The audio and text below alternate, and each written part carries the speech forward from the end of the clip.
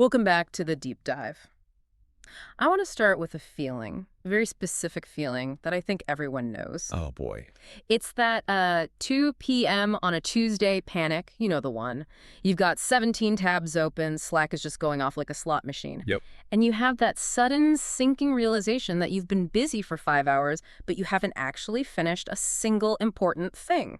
That's the classic motion versus action trap. You're definitely burning energy, but the car is not moving an inch. Exactly. Right. So today we're stepping into the ring for a kind of productivity showdown to fix that exact problem. We've pulled together a stack of research on two absolute heavyweights in this space. Okay. In one corner, you've got this high-tech, comprehensive operating system for your life, getting things done, GTD. And then in the other. And on the other corner, you have the minimalist, almost analog champion, the Lee method. It really is the ultimate clash of styles, isn't it? You have this modern, super complex system for everything versus a tool from 100 years ago that you could write on a napkin. And looking through the sources we pulled, asking which one is better is, well, it's a total trap. Right. One of the sources used this analogy I loved. It said, asking which is better is like asking if a Swiss Army knife is better than a scalpel. I like that. Hmm. It depends entirely on what you're trying to cut. If you need to, I don't know, open a bottle of wine and tighten a screw, the scalpel's completely useless. But if you're performing surgery... You do not want the Swiss Army knife. Please. So our mission today is not just to, recite the rules of these systems. We really want to unpack the psychology behind them, why they work, and honestly, why they fail so often. Because they do fail. A lot. I've tried both, and I have definitely failed at both. So let's start with the old school, the Lee method. Okay. The origin story here is, well, it's legendary. We're talking 1918. Charles M. Schwab, one of the richest men in the world, president of Bethlehem Steel. Right. And he's looking at his executive team and just thinking, why aren't we getting more done? Which is funny to me, because in 1918, they didn't have email. They didn't have Zoom. You'd think they would be crushing it. You would think. So he brings in this consultant, this guy Lee. And Lee says, look, give me 15 minutes with each of your executives. Okay. I don't want any money up front. Just test my advice for 3 months and then send me a check for whatever you think it was worth. That's a bold move. Very confident. So 3 months later, Schwab sends him a check for $25,000. Yeah, 1918 money. In 1918 money. Adjusted for inflation, that's something like $400,000 today. 400 grand for 15 minutes of advice. Wow. Okay, but this is where I get a little skeptical. Yeah. Because I read the advice and it sounds, it sounds kind of basic. It is basic. Let's hear it. Okay, it's 4 steps. Step 1. At the end of each day, write down the 6 most important things you need to do tomorrow. 6. Not 7, not 5. 6. Okay. Step 2. Prioritize those 6 things in order of true importance. Step 3. The next morning, you work on number 1 until it is done. No multitasking. Then you move to number 2. Crucial point. Single tasking. And then step 4, anything you don't finish just moves to the next day's list. That's it. That's the $400,000 advice. It seems simple, but that is precisely why it works. But is it worth that much? I mean, make a list is not exactly a revolutionary concept. It's not about the list itself. It's about the constraints and, more importantly, the timing. Think about your typical workday. When do you decide what to work on? Usually when I sit down at my desk around 9. I open my laptop, I check my email, see what's on fire, and then I just start reacting. Exactly. And that is a cognitive disaster. That's decision fatigue. Before you even have your coffee, you are wasting your absolute prime mental energy just figuring out what to do. Yeah. Lee forces you to separate the planning from the execution. You decide the night before, when the day is over, so you wake up, and the decision is already made for you. You don't think, you just do. So it kills that analysis paralysis we all get in the morning. It totally kills it. But the even bigger part, especially for us today, is that single tasking rule. Work on number 1 until it's finished. Do you have any idea how hard that is now? It's basically impossible. If I'm working on my number 1 task, I'm getting a Slack message about number 4 and an email about something that wasn't even on the list. Right. And that's where Lee gets tricky. But psychologically, it's fighting something called attention residue. Every single time you switch tasks, even just to glance at a notification, a part of your brain is still stuck on the thing you were just doing. So you're never fully focused. Never. It takes about 20 minutes to get back into a deep focus state. If you're constantly switching, your functional IQ actually drops. I'm not kidding. So Lee is basically an anti-stupidity protocol. In a way, yeah. And there's one more little psychological trick baked in. It's called the Zeigarnik effect. I saw that in the notes. Sounds like a villain from a sci-fi movie. It does, but it's just this thing our brains do where unfinished tasks create this low-grade mental tension. They just loop in the background. Yeah, that feeling of, I know I'm forgetting something. That's the one. By writing it down and having a plan for it tomorrow, you close that loop. You tell your anxiety, hey, it's handled. It actually lets you disconnect at night. Okay, so Ivy Lee is the scalpel. It's sharp, it's ruthless, it's simple. But let's be real, it's 1918 advice. Schwab didn't have a calendar packed with Zoom calls. No, he did not. And that's where we need the Swiss Army knife. Getting things done. GTD, David Allen, 2001. This is like the Bible for knowledge workers. But man, it is dense. I've tried to read the book twice, and I always get lost somewhere around tickler files. To tell you lift, for sure. But the core philosophy is actually quite beautiful. Allen's whole idea is mind like water. Mind like water. What does that mean? He argues that your brain is for having ideas, not for holding them. So we're basically treating our brains like bad hard drives. Terrible hard drives. You're in a strategy meeting trying to remember to buy milk, and you're at the grocery store trying to remember the strategy. It's a mess. GTD says, get it all out of your head. Externalize everything into a trusted system so your brain can finally relax. Okay, let's walk through the actual workflow because this is where people, including me, get totally lost. There are 5 steps. Let's use a real-world example. Great idea. I get an email from my boss. It just says, we need to fix the Q3 marketing deck. It's vague, it's annoying. How does GTD handle that? Perfect example. So step 1 is capture. You just capture that email in your inbox. That's the easy part. Good. Step 2 is clarify. This is where most systems fall apart. You look at fixed Q3 deck, and you have to ask, is this actually actionable? Well, yeah, obviously. Is it, though? Fixed deck isn't an action. It's a project. You can't do a project. You can only do a physical step. Clarifying means deciding the very next physical action. So something like email Sarah for the Q2 sales data. Exactly.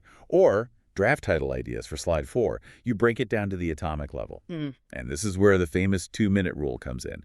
If that next action, like emailing Sarah, takes less than 2 minutes, you do it right then and there. Oh, hold on. I have to jump in. I hate the 2-minute rule. Really? Why? Because my day is filled with about 50 2-minute things. If I do them all right now, I spend 4 hours just reacting to tiny little tasks and I never get to my actual deep work. It feels like a trap. That's a very legitimate critique. It can turn you into a human pinball machine. Yeah. The key is to use it during dedicated processing time, not just whenever a notification pops up. Okay. But let's move on. Step 3 is organize. You take that task, email Sarah, and put it on a specific list, not a general to-do list, but what GTD calls a context list. Right. This is the whole at calls or at computer lists concept. Exactly. So if you have a list called at errands, you only look at it when you're physically out and about. You have a list called at waiting for, and that's where you track that you've emailed Sarah and are now waiting for her reply. And step 4 is reflect, the dreaded weekly review. The weekly review is the absolute heart of GTD, and it is the one thing everyone skips. Guilty. I know why I skip it. It takes like 2 hours and it feels like homework. It's painful because it forces you to confront everything on your plate. But if you skip it, your brain stops trusting the system. The moment your brain realizes, hey, that app is full of junk from 3 weeks ago, it stops letting go. It goes right back to hoarding information in your head, and all that stress comes flooding back. And the final step, number 5, is engage. Right, actually doing the work. But the difference is you're not just staring at a massive, overwhelming list. You're choosing based on context. You think, okay, I have 15 minutes before my next meeting. I'm at my computer, and my energy is low. So I look at my computer list and find some easy emails to send. Boom. You knock out 3 small things. It's about matching your task to your current reality. But there's another layer to GTD, right? The horizons of focus. Ivy Lee definitely doesn't have that. No, this is the 30,000-foot view. GTD asks you to look at your life from different altitudes. The runway, that's your daily tasks. 10,000 feet, those are your current projects. But then it goes way up. 30,000 feet is your goals for the year. 50,000 feet is, your purpose in life. So it's a way to connect buy cat food, to be a responsible pet owner, all the way up to live a nurturing and caring life. That's the ideal, yes. Yeah. It's supposed to ensure that the ladder you're furiously climbing is actually leaning against the right wall. Okay, so we have the scalpel, Ivy Lee and I don't know, the massive warehouse management system, which is GTD. I like that. But let's get real about the friction points because I tried GTD and I honestly spent more time tweaking my folders in my app than doing any actual work. That is the #1 failure mode of GTD. It even has a name, configuring as work. It feels so productive to organize your system, but it's really just a sophisticated form of procrastination. You become a librarian for your own to-do list. Exactly. Instead of living your life. And you're right, the maintenance is so high. If you fall off the wagon for 2 weeks, getting back into your GTD system is like trying to clean a hoarder's house.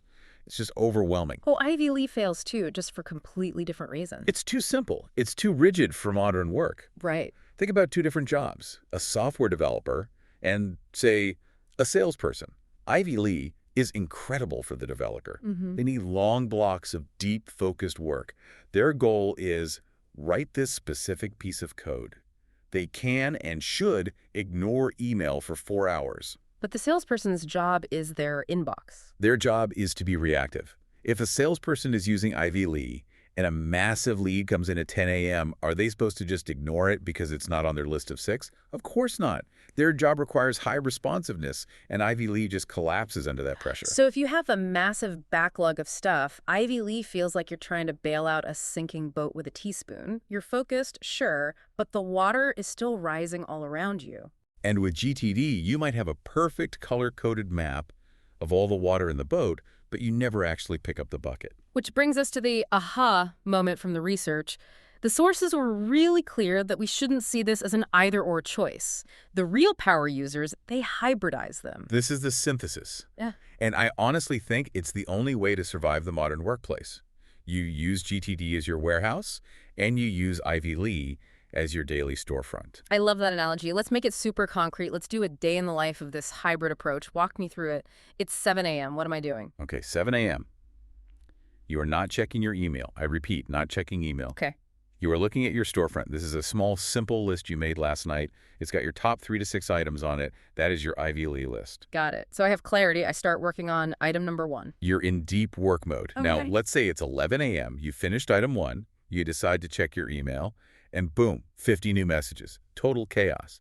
A client is angry. Your boss wants a new report yesterday. And this is where my Ivy Lee list would normally just get shredded. I'd panic and abandon it. Exactly. But now you have a GTD warehouse. You don't panic. You just engage the capture phase. You quickly process those emails. Okay, this angry client needs a response. That's a task that goes on the list. This report is a multi-step project that goes in my project folder. You spend 30 minutes just clearing the decks. So I'm not doing the work right now. I'm just capturing and organizing it so I don't lose track of it. You're securing the perimeter. Once your inbox is at 0, you step back and ask one simple question. Does any of this new stuff truly supersede what was on my Ivy Lee list for today? And maybe that angry client email does. It's a fire that needs to be put out. Okay, so you make a conscious choice. You swap it in. That becomes your new number 1. But the other 49 things, they stay safe and sound in the warehouse. You close the warehouse door, and you go right back to focusing on your storefront. That is such a relief to hear, because I feel like I usually just keep the warehouse door wide open all day long. I'm trying to work while staring at all the piles of inventory in the back. And that is why you're exhausted. The brain cannot handle the visual of 150 open loops while trying to execute one single task. This hybrid method gives you the peace of mind from GTD, knowing nothing is lost, with the ruthless focus of Ivy Lee, knowing exactly what to do right now. It solves that whole reactive versus proactive struggle. GTD is there to manage all the reactive stuff flooding in, and Ivy Lee is there to protect the proactive deep work that actually matters. Precisely. So for anyone listening, this really boils down to 2 core habits. Habit 1, the capture. Always have a place to write things down instantly. And habit 2. The night before prep. Never ever start a day without having your storefront already stocked. So let's wrap this up with a challenge for you, the listener, because we don't want you to just nod along and then go back to your 4,000 unread emails. Please don't. If you feel like you are just drowning right now, like you're dropping balls all over the place, start with the GTD capture habit. Just do a mind sweep. Yeah. Sit down for an hour. Write down literally everything that's on your mind, personal and professional. Get it out of your brain and onto paper. That alone will lower your blood pressure, I promise. And if you're the other person, if you have lists, but you feel like you never get the big important things done, The person's stuck in motion, not action. then you desperately need Ivy Lee. Stop adding to your giant list.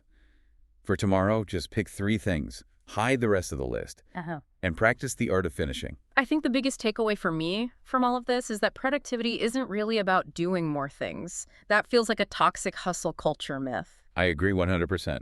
Real productivity is about having the confidence that you are doing the right things. It's about being present. When you're playing with your kids, you can actually be with your kids because you know that report is captured in your system. The system is there to give you permission to focus. Exactly. And that leads to our final provocative thought for you to chew on today. Ask yourself this question. Are you using your current system, whether it's a fancy app or just a notebook, to avoid the hard work or to actually facilitate it? That is the real question, isn't it? Sometimes we spend all our time organizing just to hide from the execution.